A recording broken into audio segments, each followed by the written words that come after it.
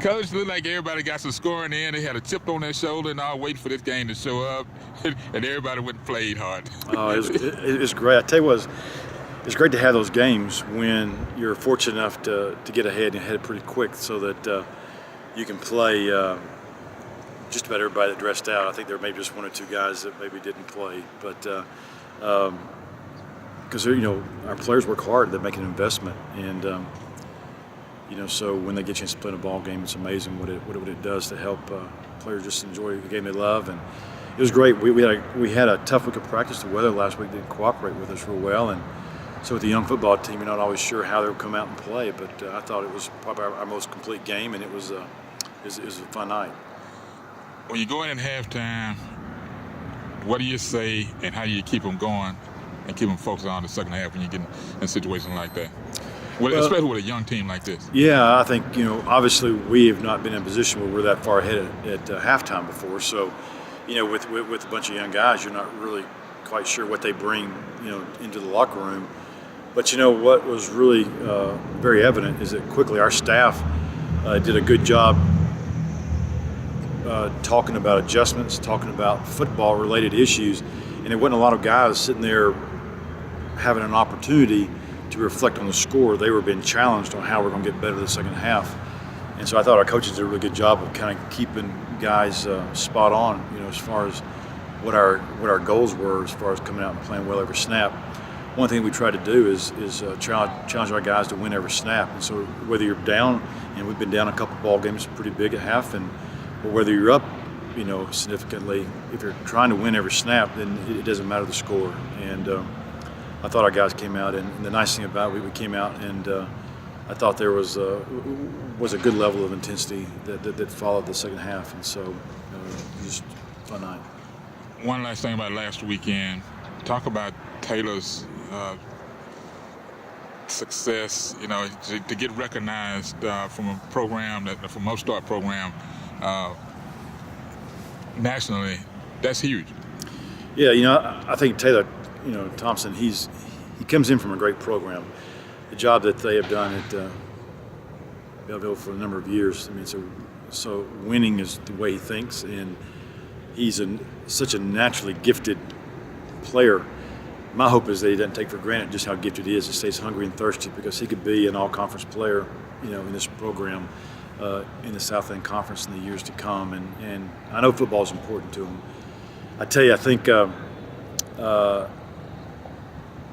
one of the things that we really did back about 3 weeks ago is that we expanded his role as a kickoff returner in our program, which I think began to help people see just how gifted he is. And then, you throw a pick to that dude, man, whether it's a kickoff return or an interception return, look out, because that sucker may not stop for a long time, and because he will find that end zone and head that direction pretty doggone quick, and he's explosive and dynamic, and we need a couple more of those this week.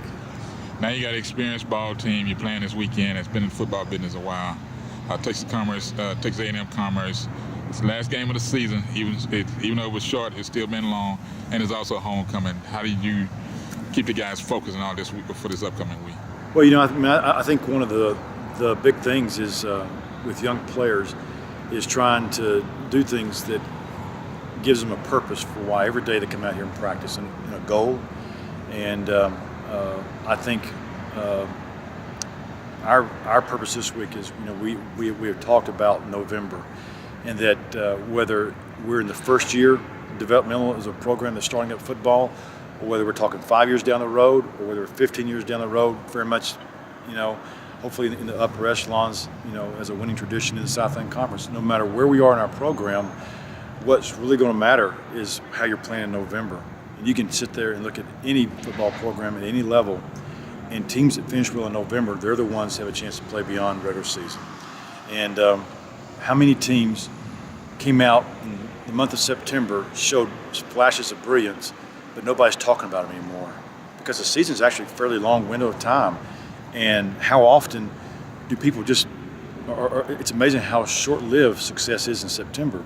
Most people can't tell you some of the greatest games that occurred right now in September, because all they're focused on is conference play and what's going on in November, because that's really where great football teams will show their colors. And so the goal for our program, we started last week.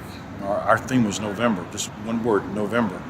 And as we move forward, it's going to be that mindset is that this month has to have a special significance. And so everything we do this week, yes, we want to line up and beat Commerce. It's important, I think, to finish on a positive note. But more important, no matter who you're playing, you win in November, and that's the culture, and that's the mindset we have to have. Any significant outlooks toward this weekend? Oh man, it's great to be first football homecoming. You kidding me? I tell you what, it's great around this place, and the buzz will be will be awesome, and great to play at home. And you know, as I've said before, it's just there's no feeling that replaces, you know, being able to play football in front of the people who love you the most.